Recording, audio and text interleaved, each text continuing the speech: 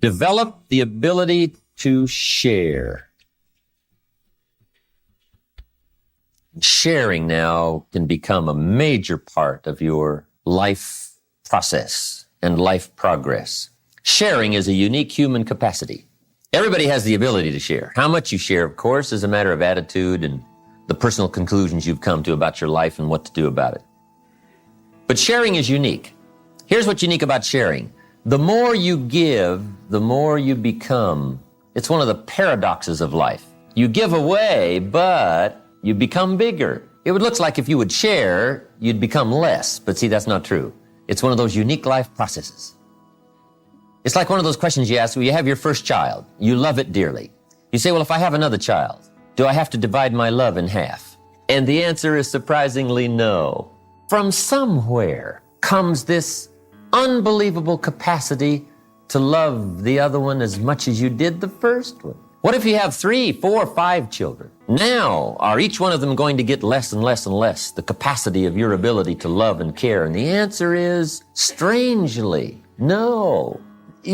As the demand and the opportunity increases, it seems as though your capacity grows. And what you give away seems to multiply. It's one of the mysteries and the uniqueness of life. So sharing makes you bigger. Now here's one of the reasons to share. Share on purpose so that you become bigger, not only for the effect that it will have on other people, but for the effect it will have on you. See, what we want to learn to be is intelligently selfish. The golden rule is a way to be intelligently selfish. The golden rule says, if you want this big flow coming from lots of people, nothing wrong with that.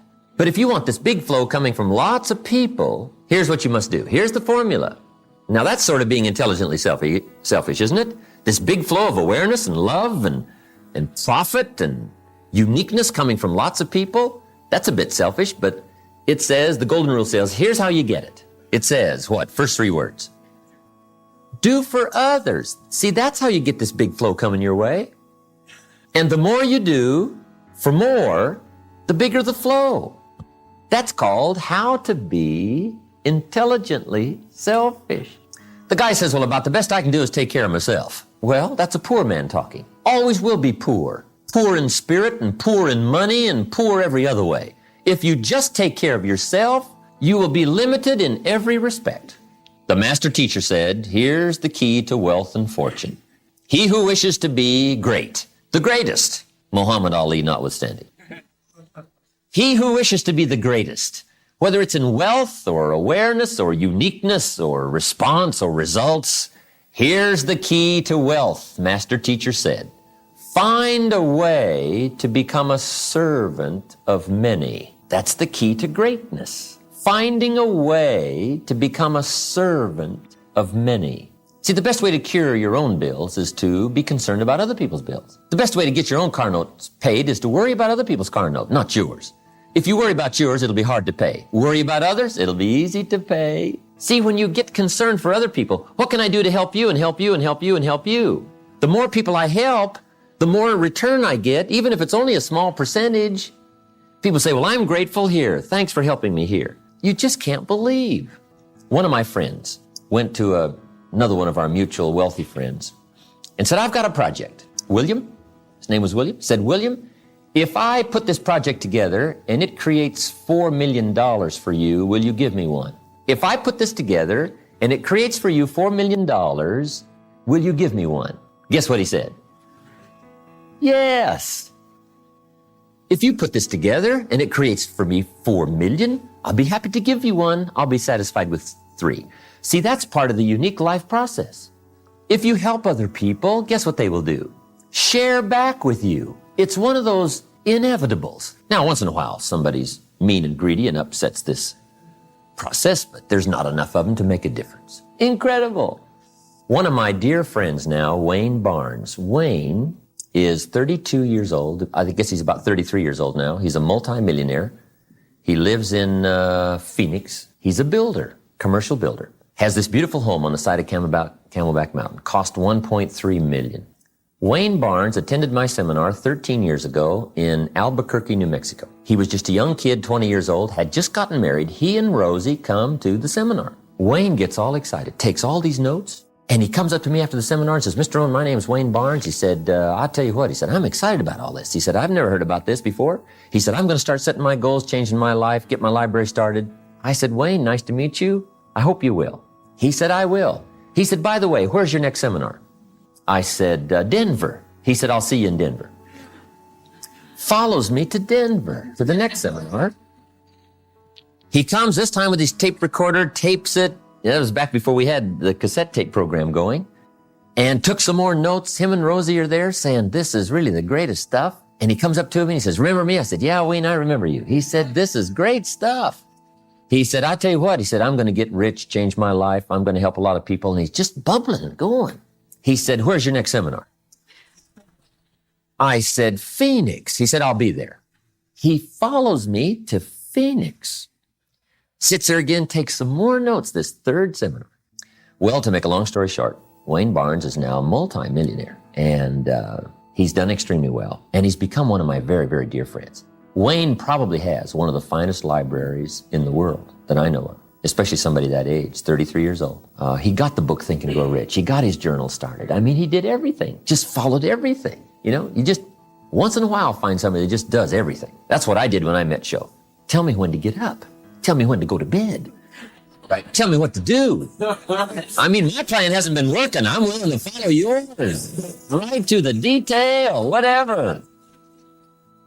And Wayne Barnes was one of those people that just did it all. And now he's wealthy. When he was building his home, just before he had it finished, just about finished, he took me up on the 3rd floor, takes me on a tour through his home. And he said, Jim, he said, I can't believe it. I've become wealthy. He said, we've done well, haven't we, the last 10, 12 years? I said, we sure have, Wayne. He said, I got to thank you for all of this. He said, by the way, I got to show you something. He shows me this unique looking room up on the 3rd floor overlooking the city. He said, how do you like the view from here? I said, it's spectacular. He said, how do you like this room? I said, it's fabulous. He said, do you like the way it's furnished? I said, it's unusual. He said, well, he said, you might like to know that's your room. He said, whenever you come to Phoenix, now here's where you got to stay. You got to stay with me. He said, I just want to show my gratitude for all the stuff I've learned. Now I'm wealthy, and I got you now a place in my house up on the 3rd floor, specially furnished. So see, that's part of the reward of sharing. I got me a room. Phoenix, right? I'm telling you, if you'll share, you'll get you a room. And that's not the end of the story. In fact, I just got a card. I wonder if I put it in here somewhere. I just got a card from Wayne Barnes. It says, Dear Jim, I called you when I was in town in late April. We just sailed from Jamaica to the Bahamas, and next is Nassau. Will you join us soon? Wayne calls me a few months ago to come down to the Balboa Bay Club. And when I get down there, he said, I got to show you something. I said, Wayne, what have you got now? He said, you got to see my ship. Unbelievable. He walks me out on this 73-foot sailing schooner. And this is the picture of it right here, called Windhaven. It's a famous 73-foot ketch, neat ship. And he said, I've got me a sailing ship. I said, what are you going to do with this thing, right? There's not much water around Phoenix, right? No, he said, Rosie and I have got the bug about sailing. And he said, we've got us a captain. We've hired us a captain. I said, incredible. So he finds his captain and introduces him to me. Oars was his name, which I thought was a good name for a captain. Oars. I said, Wayne, what are you going to do? He said, look, Rosie and I and the 2 kids, we're going to take off a couple of years and we're going to sail around the world. He said, you talk to me about lifestyle. And said, this is just part of our lifestyle. And he said, I want you to join us. Do a little sailing with us in the next couple of years. So I promised him I would. So he shows me the ship. And as we go through, he shows me all the furnishings and everything, right? And then he shows me this room. Says, how do you like this room? I said, it's fabulous. Do you like what's in it? I said, it's fabulous. He said, that's your room. So I got me a room on a ship. How lucky can you get? See, if you will share, no telling what will come back your way if you'll share. Be concerned about helping somebody else with their language and help them with their lifestyle and help them with their philosophical conclusions. Help them with learning better the taste of life and the uniqueness of life. Help them with their financial plan. Ask a few questions. Wayne Barnes is one of those people who shares. Wayne gives away the book Think and Grow Rich and As a Man Thinketh. Now that I've got mine, I'm sure he'll probably give mine away. But he buys them by the box. As a Man Thinketh and Think and Grow Rich. He buys them by the box. And every person he meets that he takes a liking to, he says, hey, I got a book for you. And he writes a little note in it and hands it to him. And now there must be thousands of these books circulating around that Wayne Barnes has given away. Part of his way of just sharing, part of his way of passing along something that he's come into possession with that he thought was valuable. But see, that's what can happen to you if you share. If you share. What all of us want to do in consciousness and awareness is become bigger. Okay. This cup will not hold a gallon. Why? It's too small. What if you poured a gallon all around this cup? See, it still will only hold this much because it's too small. Now, see, some people are so small in their thinking and their awareness, you could pour happiness all around them. They're not going to get any. They're too little in their thinking and their awareness and their acceptance. It doesn't matter how much happiness is available. They're not going to get very much. And you're not going to get very much happiness out of the next experience if you don't grow, if you don't expand. And one of the best ways to expand in your consciousness is by sharing. Touch somebody else's life. Touch somebody else's experience. Give somebody else some information, right? Pass along a book or a recommendation or, share what you've got. And sure enough, your capacity grows and grows and grows. Now when joy is passed out, you get 3 times as much as you used to. And somebody wonders, how come you're happier now this year than you were last year? And it's simply because you're growing. Happiness is always available, but you can only have what you can hold. Prosperity is always available, but you can only keep what you can hold. So what you want to do is create this capacity, this awareness, this growth experience, so that when joy and happiness and prosperity and unique things are passed out, you get to hold more. Now, you must also understand that you can also hold more sadness. But sadness is a life experience. You can hold more disappointment, but disappointment is a life experience. But see, now with the depth of awareness and understanding, you hold it and it becomes not bitter, but it becomes commodity. It becomes experience. It becomes valuable. So that when you talk to the next person that's going through some difficult times, you can reach them with your experience because you've been there. You've tasted it. So we all want to grow in our awareness and taste and capacity. Sharing. A major thing to do when this weekend is over is deliberately figure ways to share. Now, there's a lot of things to share. Share your money, share your time, share your knowledge, share your feelings. Don't be afraid to share those. That kind of sharing has incredible value. And people who share with us see what great value that is. My daughters and I are very close. Linda especially. She calls me just constantly. She was going to take a trip. She said, Daddy, I wanted to call you in case I didn't get to call in the next 2 or 3 days, just to tell you that you happen to be talking to your greatest fan. She says, have you gotten any applause lately? I said, well, I don't know. She says, well, here's some applause. And on the telephone, she's going like this.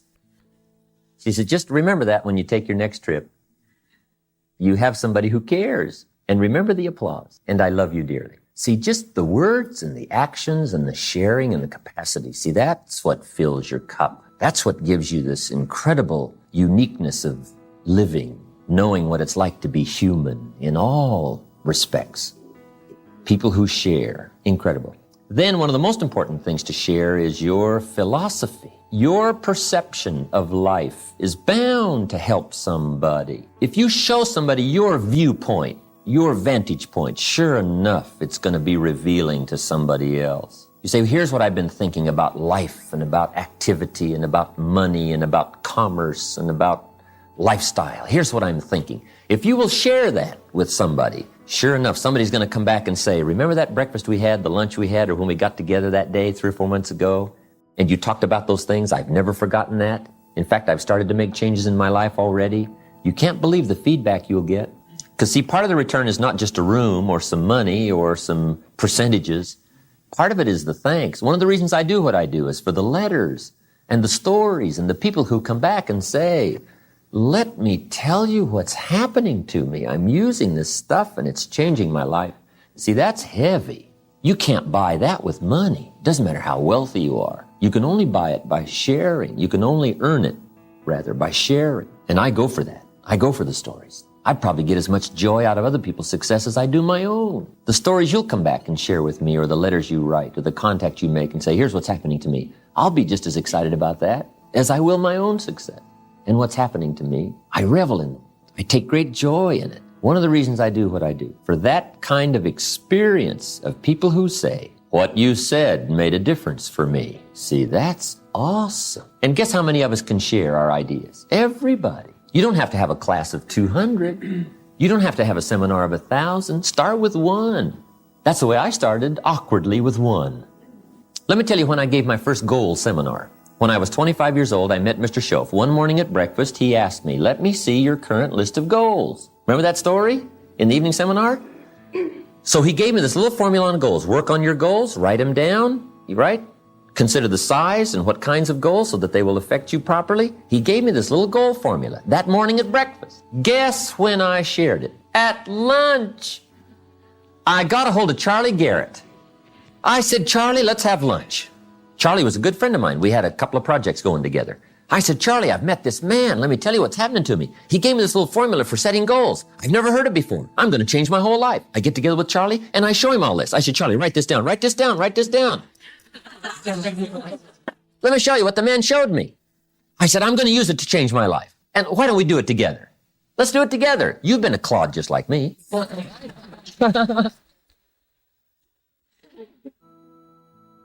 As I recall now, that was my first attack, right? I said, hey, we've been poor together. We've been just, knocking around together. Now it's time. Let's get rich together. Charlie said, wow, that looks interesting. That was really when I first shared it, was the day I heard it. I passed it along. It wasn't a seminar of 1,000 people. It was Charlie Garrett. And Charlie was a little startled by my enthusiasm and my excitement, but at least I shared it. So just share. You can't believe what'll happen as far as your life and your lifestyle if you'll share. Okay, here's the last subject under personal development, but it's one of the most important. It's called lifestyle. One of the major projects to work on is how to get joy from your substance. Lifestyle is figuring out ways to be unique. And see, uniqueness is that great challenge of taking what you've got and getting pleasure, joy from it, getting experience from it.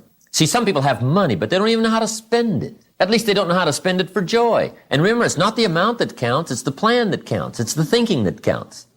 A father wads up a $5 bill, throws it at his son, and says, here, take the darn stuff if you need it that bad.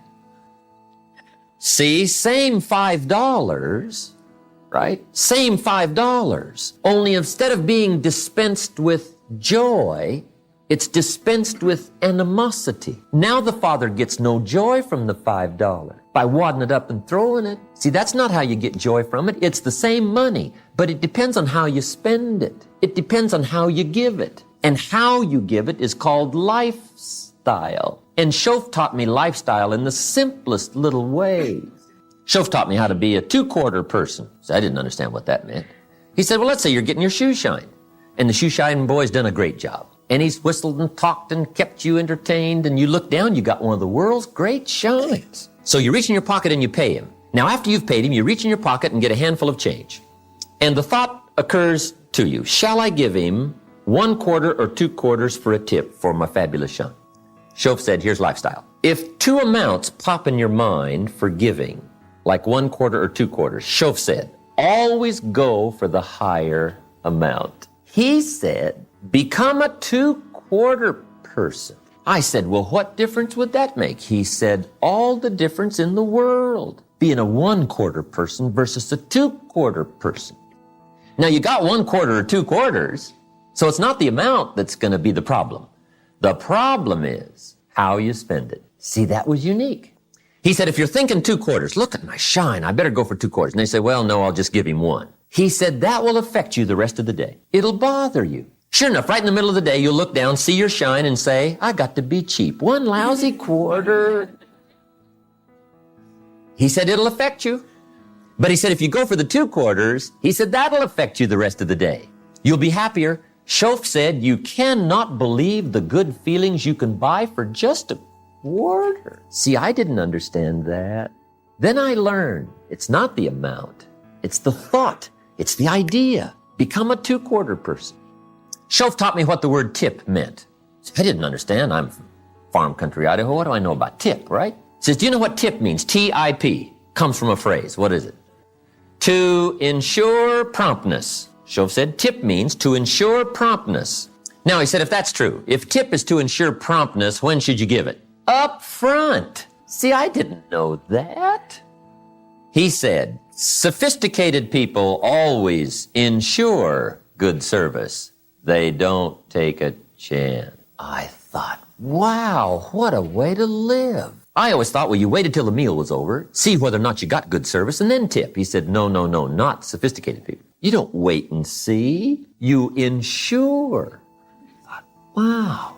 Makes all the difference in the world, right? You're taking a couple of people to lunch, right? And you calculate, let's see, the tip will be about so much, right? You call Mary over and say, Mary, right? Arm around the shoulder. Mary, here's $10. Would you take good care of me and my friends? You won't believe it.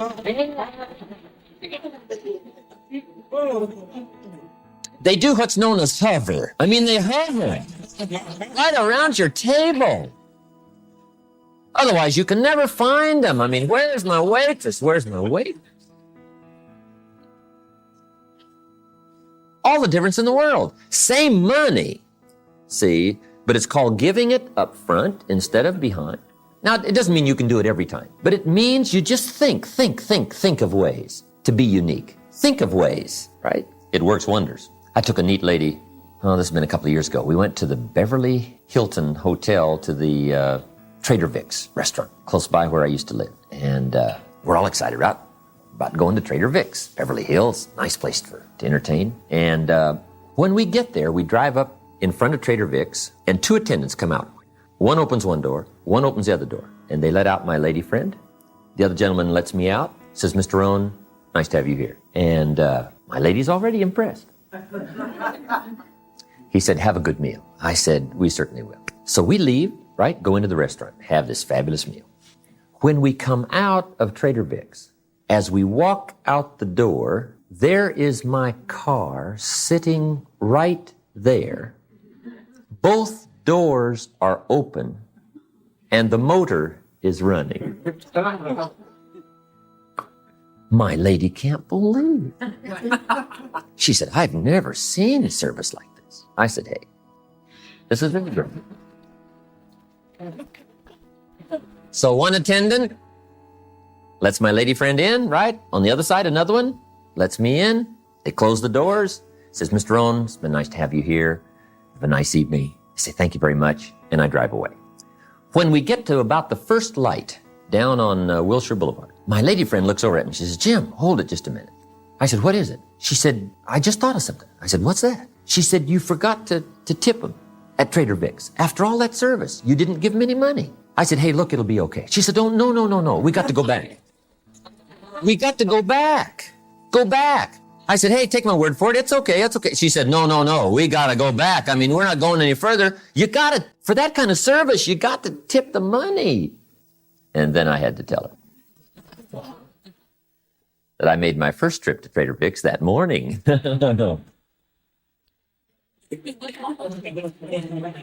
Incredible.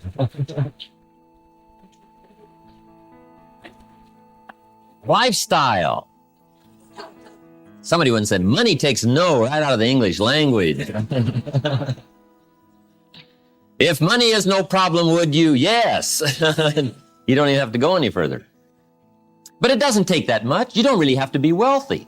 All you have to be is smart. Smart, intelligence. Intellect is the measure of value. It is said, the saints lived simply, not because they were holier, but because they were smarter, could be. They were wiser. The simple things of life can many times be the most valuable. Lifestyle, learning how to spend your money, learning what to do with it, anticipating versus waiting till the last minute. It's called lifestyle. A man in Detroit, Michigan, came to the seminar many years ago, decided he was going to change his whole life. He said, Mr. Rohn, I got some major changes to make. And he said, you're going to be happy with my progress. I said, I don't doubt that.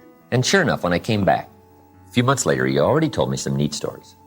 He said, one is, I've just been living this narrow life. He said, I've got 2 teenage daughters. And he said, it just hasn't been going that well. And he said, I can now see some of the major problems. And he said, I've been causing them. He said, let me tell you one little story. He said, my daughters like to go to some of the rock and roll concerts, right? And he said, sure enough, when it comes time for one of these big concerts to come to town, you know, my daughters come and they beg and they do all kinds of things to try, you know, finally get a couple of dollars out of me so they can go attend the concert. And he said, I'm give them all these lectures, and reluctantly, finally, I part with my money and say, well, okay, if you insist, here's the money, but I hope there's not another one in a long time. He said, that's the way I operated, reluctantly. He said, most of the time, I even made him beg. And he said, now I can see that's not the way to live. And then he told me the story. After he decided to change his life and change his whole lifestyle and his procedure, he said, I'm going through the paper one day and I found out one of the rock concerts is coming to town, and it's one of my girl's favorite rock stars coming to town. So he said, now with my new life in view, he said, I go down and buy the ticket. And he said, I brought him home. When they got home from school that day, he said, I handed him an envelope and said, here are your tickets to the next concert. He said, the begging days are over. He said, my daughters couldn't believe what had happened. He said they were so happy, terribly excited. So he gives them the envelope. Now he says, don't open the envelope until the evening of the concert when you get there. They said, okay. So comes the evening of the concert, and his 2 daughters rush off to the concert. When they get there, they hand the usher the envelope. They open it up, right? And inside, they take out the tickets. And the usher says, follow me. Takes them down front. 10th row, center. They can't believe. They say, hey, wait a minute. Hold it. Let's take a look at those tickets again. This can't be. He looks at the ticket, says, yes, it is. Just follow me. 10th row, center. See, before then, all the tickets they begged for were way back up in the balcony right, where you couldn't see. They couldn't believe it, 10th row center. He said, I stayed up that night, a little late, just to see what would happen. He said, sure enough, concert's over. Girls come home about midnight, bursting through the door. One lands in his lap. One's got her arms around his neck. They say, you have got to be probably the greatest father who ever lived. And he said, guess what those tickets cost? $8.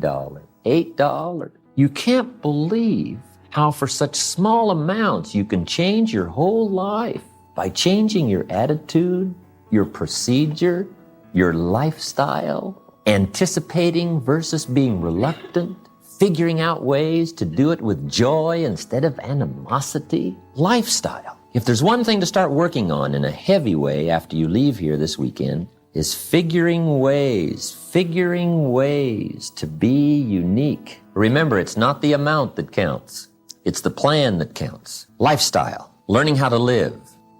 See, once you've put this all together, you will anticipate every day. You can't wait for the morning to come. You can't wait to get started. You can't wait to get at it. You can't wait to put your plan into action. You can't wait for all the little surprises you've got ready for some people. You can't wait to execute lifestyle and be more productive and progressive and learn and grow.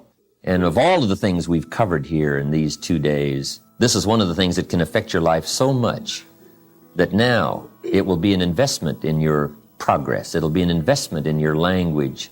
You can't believe what it'll do in getting you a promotion on the job. All things will reflect what you do concerning how you live, lifestyle, and what you do about your family and yourself and your money and your substance and your time and your talent and your ability. Don't just live your life. Design it. Don't just exist. Grow. Change. Develop. Become unique. And it'll add a whole new dimension to your life. It's called lifestyle, part of personal development.